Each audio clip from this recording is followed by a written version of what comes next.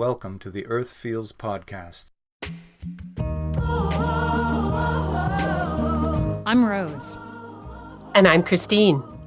Welcome to Earth Feels, the podcast for people feeling overwhelmed by the endlessly gloomy climate news. Where every week we have soul-based conversations about climate change and explore the idea that climate change may be happening for us as much as it is happening to us. If you are ready to shift your focus and secure the future for our kids and our grandkids, then this is the podcast for you. And yes, we do know how to spell.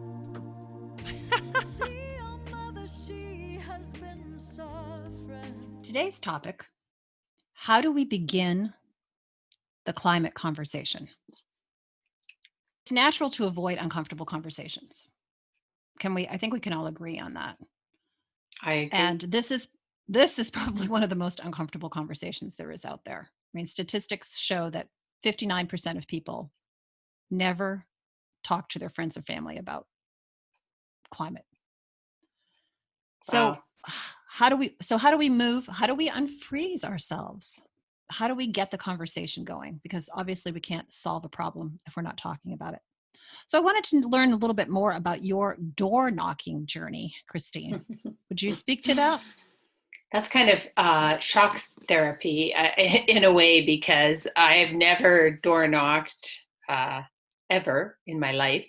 Before that, now I've run in an election and I'm helping somebody run in the election that's going on federally in Canada right now. So door knocking has become much less intimidating for me. But yes, back in 2010, I did go door knocking when there was legislation going through our federal House of Commons called the Climate Accountability Act, and it passed by a majority vote in our House of Commons. And we have a Senate like you do, but it's a little bit different. Well, quite different. And one of the ways that it's different is it's not elected. People are appointed. It's based on the British parliamentary system. And there was a majority, even though it was a minority government, which I don't know you don't have in the US, but many places around the world do. So minority government, and all of the parties except one, the Conservative Party, agreed to work together and they passed this. But unfortunately, in the Senate, it was Conservative dominated. And so that unelected body killed the Climate Accountability Act in 2010. It's a very sad part of Canada's history, but there it is. And so, but before it died, it was going through the Senate, and to bring attention to it, a friend of mine, a Facebook friend of mine, was fasting. He called it fasting for change. And wow. Yeah. So he fasted for, I think it went through, took 3 or 4 weeks, and he fasted for that time. And I thought, I cannot do that. I cannot do without food for 1 day, never mind 3 weeks. So what can I do that's really, really hard for me, but doesn't involve fasting? And so I thought, so let me interrupt for just a second. How was he was doing it for publicity? I mean, was it covered? What was happening with that? Yeah, well, he was trying to get attention to it. He set up, I met him on Facebook because I was at that time really hungry to connect with other people who were concerned about climate change. And so I would search on Facebook for climate groups. And that's when this popped up. And I joined his page and I got to know him. We messaged a bit. He was a young guy. He was in university, and he explained what he was doing and why he was doing it. We're still Facebook friends, Dante. So I came across it, and in fact, it was on that Facebook page that I linked up with the other 2 women who then together we established Citizens Climate Lobby Canada later on in 2010. And they were both Canadians in different parts. But that's a different story. So Dante was fasting for climate change, trying to get some publicity. It was very hard for him. I think he ended up being disappointed. But again, you do what you can do, and that's what he was doing. I decided I needed to go door to door and talk to people about climate change, because that was really, really hard for me. And boy, it was. I mean, yeah, the climate evangelist. You know what? But I had interesting conversations, even back in 2010. A significant minority of people, I would say, not the majority, were noticing that the weather was getting weird and that they just kind of had an uneasy feeling about it, but they didn't, it was pretty vague. So I gave them information about the Climate Accountability Act and encouraged them to contact their senator and their member of parliament to know that they supported it. That's what I was doing. I had people completely ignore me. I don't know that I had anybody slam the door in my face. I certainly had some people who didn't open their door, I'm sure, probably because they thought I was representing some religious sect. It is kind of shock therapy. Like, it was so hard for me to do. But if you care about climate change, I would say, sure, go door to door in your neighborhood. I would love it if everybody listened to this podcast did that, because it gets the conversation going. But even if you don't want to do that, and I understand why you might not, talk about it with people in your circle, for starters. Yeah, it is an interesting conversation. So I've come across this man. His name is Mick Smyer, and he's a psychologist by design or by degree. Teaches psychology. He's been a professor at a number of different universities. Bucknell, I think, is where he is right now, but I believe he was with Babson here in Massachusetts as well. And he's been looking at it from a psychological front, which fascinates me. I love stories about how people, what makes people tick. So I got on a webinar of his a number of months ago that was put on by Cornell University, where he was explaining how to get people out of their head, where you're all in ruminating and in fear and overwhelmed by the amount of information that scientists and oceanographers and people are just throwing out there, and it can be overwhelming. How do you get from your head to your heart so that you can take action? So he's kind of designed this program, and last week I got on a webinar and got trained in it. I would love to see it go out to different communities and get different people involved. And I think that's his long-term goal. But he's got 4 questions that he asks that I think are brilliant. The first being, think of a place that you love. Can you think of a place that you love?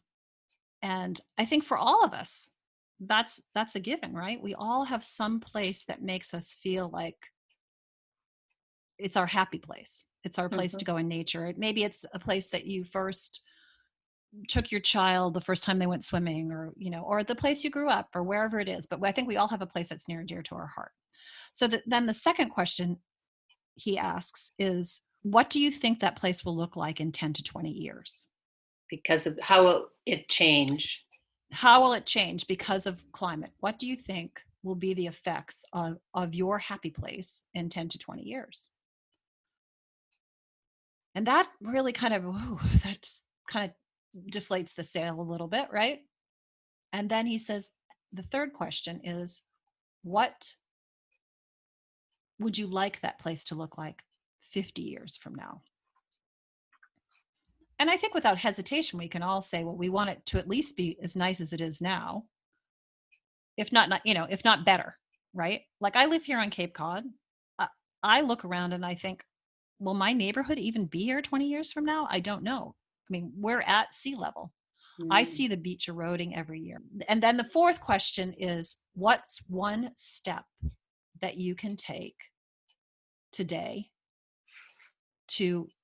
toward that vision of 50 years from now, toward that beautiful vision of what you want this place to look like? And he has taken those 4 questions and designed this card deck that's called your climate journey. And you open it up and there are 3 different categories, 3 different cards that say, one says things I'm doing now, things I could do, and the no way. I would never do that. And you go through these cards, I think there's 28 or 30 of them, that just say, they say things like giving up my car, bicycling to work, not using single-use plastics. They give things that maybe some of us are already doing, but for other people, they're not doing. And if you're sitting in a group with these cards, it opens up the conversation to, if your no way is you haven't given up single-use plastic, you'll never give up single-use plastic, but the person sitting next to you has, there's a conversation there. There's no judgment. It's just a conversation. And I just think it's very brilliant. I think the whole thing is brilliant. So do you have those cards? I do have those cards, yes. And I got trained in learning how to use them, and I'm hoping to go to my church and, see if I can get a group of people together to do them. And because I think it's important just to have the conversation, just to start the conversation. Hey, I'm thinking that we should do that as part of a podcast. Let's pull some, not this one, but it would be very cool. I'd like to get him on and talk with him about it. I don't know how to do the cards on when we're voice to voice. I mean, I could go through and read the cards, but it doesn't have the same effect as if you're sitting there with somebody else who has different results, because as you're putting them in different piles, and then you pick up your pile of your no way pile. And does it look like somebody else's no way pile? Probably not. And then you pick up the pile of things that you're already doing, and you might be surprised that you're doing 12 of the 28 things already. And kudos to you if you are. And if you're only doing 7, that's okay too. You're doing something. And then the other pile, the last pile, is things you could do. And when you rifle through those, he asks you to pick one of those actions and commit to doing it. And so here's the really brilliant part. He says he wants you to take one of those actions and commit to doing it within like a 30-day time span. But if you don't do it, then you have to think of an organization that you would never want to give money to. You have to commit to giving money to that organization if you don't have your follow through. So it's like, okay. That's the stick. That's the punishment. Stick. Not giving something to an organization that's environmentally friendly, because you're like, oh yeah, well, if I don't do it, I don't do it. But no, if I have to give my money to the Republicans. Okay. Right. Exactly. Or some KKK group, or something that just, would just doesn't feel good to you. Then that's kind of the kick in the butt. Yeah. So I thought that was a brilliant way of and he's got a psychology background, so he knows what it takes to get people motivated. And I love that when you have the card deck, then you can take it out and organize these conversations in different settings. Yes. So yes. Yeah. Yeah. Although I think he travels with like 50 card decks, and so he's like, who wants to have a conversation? And he walks into a room, right? Nice. The other person that I've come across just recently, this kind of goes back to the conversation we were having before, when you were saying, like, can you write a letter to your grandchild? And so after our conversation about that, I was like, oh, that's really interesting. And sure enough, there's an organization that does it. And it's called Dear Tomorrow. And they are essentially a community of people promising today to take action on climate change. And they write letters and do video messages, and they share them with this organization. Their vision is to collect 10,000 personal messages and to reach 20 million people. So if you're interested in writing a letter to your grandchild, writing a letter to your niece, nephew, whoever, and then putting it on social media and having it shared and go out worldwide, I think that's incredible. Yeah. So then just to clarify, so you write it, you send it in to their website and they put it on social media, or you do, or They put it on social media, but you obviously you can keep your own letter, but they put it on social media for you. And their website has, some of them are letters people have read, or some of them are just pictures of letters that you can go through and read yourself. Some of them are videos of people talking about, think of somebody in 2050 that you would want to address today, about what they're experiencing in 2050 and the difference that you're committing to today so that they still have a livable world. Both of those organizations seem to me to really get to the heart of the matter. I know when I took the climate reality training, and maybe it was different for you because you had more of a background than I did, but when I sat in that room for 3 days with Al Gore and listened to all the watched all the slides and listened to all the information and came away with, there's no way that this is not happening. I came away so convinced. It's really heavy. And I think that makes it hard for people to talk about. And then there's also kind of, the imposter syndrome thing that we all suffer from. How can I go out and talk about this if I am not an expert? All it's going to take is somebody's going to ask me a question that I don't know the answer to, and I'm going to shut down. Well, that doesn't stop the people who claim that climate change isn't happening. No, it doesn't. None of them are experts. But, I'm not sure how you missed me in the back of that auditorium of 500 people where we both got trained in Toronto. I was the one in the back tapping. Oh, were you really? Yes, because That's so funny because my table was right at the back of the room too. So was mine. Oh, I bet we were adjacent to each other. See, we were supposed to meet then and we just didn't. It's just too bizarre. No, I couldn't sit and listen. So in my wellness practice, I do this mind body technique called EFT, or emotional freedom technique, or it's called tapping. And it's really good at moving stuck emotion. So for me to stay in that room, I had to tap, like physically, just so I was feeling the pain of what we were hearing, but I was trying to move it. So because no, it is painful when you sit and think about that, the condition, what we're doing to the earth, that is not going to be able to sustain future generations because we have been extractive and destructive. But my husband and I were invited to present to the staff at a local elementary school this week on Monday. Lovely. Yeah, it was an fairly attentive crowd. Interesting. I'm pretty sure one or two people really didn't want to be there, but they had to be there because it was their job. But most of the people really were listening, and I did the introduction. My husband took over from there, but I really wanted to get a sense of where people were at with climate change. So I asked people what comes to mind when I say climate change, and interestingly, nobody said hoax, but somebody did say doom.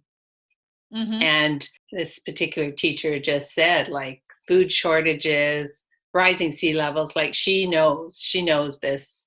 She knows what's going on. Clearly she's attuned to it. And other people said carbon dioxide and electric cars and things like that. But really it's that doom and I saw a number of people around, especially the younger teachers, nodding their heads. Yeah, it's overwhelming. How do we have that conversation when it is? I mean, you can't say to these young women, you shouldn't feel that way. No, it's all light and happiness. It's not. No. Now, what we tried to focus on was, number one, this is the situation. We had 4 questions to answer. They wanted to know, what is climate change? Why is it a climate emergency? What can we do? And what are some resources? So luckily, and hopefully soon we'll be talking about the Greta Thunberg effect. But because of that, more people in that room were better informed than in other similar presentations that we've done. And some of them even knew about the climate emergency. We chose to focus, so we didn't dwell on the fact that, yeah, it's pretty grim. We showed Greta Thunberg's 5-minute talk to the UN, which she did just a week ago, September 23rd, I think, where she talks. How dare you? Yeah. She talks about the science there and how there's a 50% chance that we won't meet those targets globally that they've set. And I said to them, would any of us allow our child or our student or our grandchild out on the road if there was a 50% chance of them being hit by a car? Absolutely not. Absolutely not. So to kind of remind them that action is required and actually inertia isn't an option. Just like you wouldn't leave your child on the road, even if there was only a 50% chance, and okay, air quotes there, that they were going to get hit. And I have to say, my husband and I both love Project Drawdown. There's a 17-minute TEDx talk by the director of Project Drawdown, where he recognizes that climate change is a problem, but then he goes over the solutions, which some of them we've talked about in this podcast already, and puts it in a framework that, okay, yes, composting, food waste, like the school already has a garden, they already compost, there's things that they can do. And my husband offered suggestions to make more connections to educating girls and women through micro-lending projects, supporting small women farmers that way.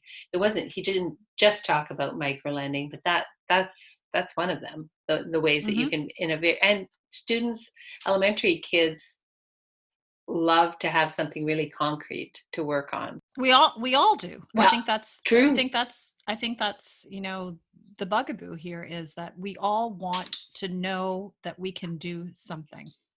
And truthfully, there is something we each can do. It's a matter of the will to do it, and letting go of the fear and saying, we can use fear as a motivator, or we can use fear as a motivator. We can move through it. And that's what you have to turn and look at it. That's what I did, because I was a climate change avoider. I was scared of it. I was scared of looking at it.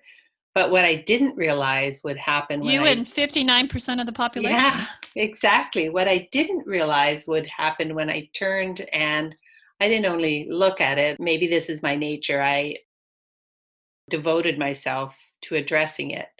That the energy that we hold in fear, when you release that fear, you have so much more energy, so much more room for more positive emotions.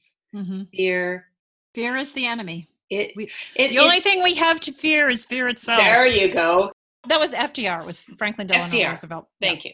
And we have such a fearful society. I mean, I don't watch horror movies or really scary movies with lots of violence, because that is contagious. I won't be able to sleep at night if I watch that. Some people love to be scared. This is a war. That's, I think, kind of what we need to treat this as. We are we're battling a war for survival of humanity, and we can choose to all be in it together. We are all in it together, whether we want to believe that or not. So can we use it to unite us and to move forward? Well, the thing is, it's not even can we use it. will it unite us? I do think we are being used by it. Does that make sense? I agree. It is something that's carrying us along to a destination, and we shall see. And we can choose to fight or go with the tide. Interesting. I work with a spiritual counselor, and I was talking to him today, and he said that he has a client, or maybe it's just a friend of his, who actually, when she talks about climate, she gets really excited. It makes her happy because she sees it. Now, as an opportunity. She sees it as an opportunity. She sees it as being the grand uniter. And so she gets really excited by it. And not even, the uniter, yes, but whole scale change. There's no way our society would ever change to the level that it has to in the huge way unless we had something this big. Exactly. So let's go to the good news for this week. Well, the good news in my mind is that close to 8 million people, 7.7 million people globally showed up to march and to voice their opposition to what's happening and saying, no, we're not going down this road anymore. And that's incredible. I think that's an incredible start. We need to be able to keep up the momentum, but 7.7 million people is not a small amount. Yeah, I'll take it. Not a small amount. No. That is good news.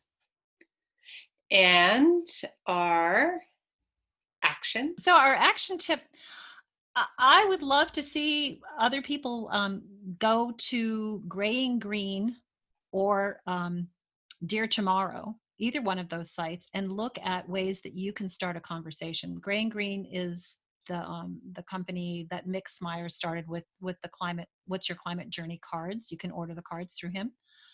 And Dear Tomorrow both of them are .org. Put your letter up there. Take a video. And put your message out there for what you want the world to look like in 2050. Great. What about something to keep us sane, Christine? Well, it's a bit ironic because you actually are leaving for vacation tomorrow, aren't you? I am. You are going to Greece, which is wonderful, with a good friend, and it will be a wonderful trip. But for those of us that aren't leaving tomorrow for a vacation and wish we were, and feel like if only we could afford a vacation, to Greece or Mexico or wherever it is that you really want to go, that would help with your stress level. I read this week about a study that showed that actually you get much more bang for your buck and time if you do shorter, much less expensive things regularly. So you fit them into your weekly schedule. So instead of flying off to Greece, which again, bless Rose for doing that, the rest of us, it's my bucket list trip. I've been wanting this for 20 years. So go for it. And you'll love it. But for those of us that aren't going to do that, we actually can get almost as much pleasure, perhaps more, but it's certainly for a less expensive price tag. If we get clear on what it is that really provides us with pleasure and joy, whether it's getting together with a group of friends, on Friday evening and just shooting the breeze and having a glass of wine, or whether it's going for a long hike out in the wilderness and that you don't make time to do in your regular schedule, whether it's scooping up the grandkids and just devoting Saturday morning to them, whatever it is, take time to think about what would give you a lot of pleasure. Doesn't need to cost a lot of money. You don't need to travel to do that. In fact, the traveling and the expense actually adds stress. So if you want a stress reliever, think of what you can do to work into your regular schedule in the next week, and do it a couple of times, maybe once a week if you can, or once a month. Just schedule it and make sure you do it, because life goes by pretty quickly. And if we don't take time to savor the moments. Scheduling joy. Yeah. Yeah. Yeah. And real joy, not something you have to do, like not go and work out if you don't enjoy working out. If you do, go for it. But what is it? Maybe eating a really nice couple of chocolates, really expensive handmade chocolate. Mm. That's pretty high on my pleasure That's and on joy. my list. That's on my list too. No wonder we like each other. Exactly. All right. Alrighty, thanks for listening. Bye-bye. That's this week's episode of Earth Feels. Special thanks to singer-songwriter Kristen Hoffman for generously allowing us to use Song for the Ocean. Thanks for listening. Don't forget, subscribe to our podcast on iTunes or Google Play so you don't miss an episode. Catch you next time. Bye-bye. Children of the earth, I'm calling out. There's a mission for you and for me. You see, your mother, she has been suffering, and the truth is told beneath the sea. So raise your voice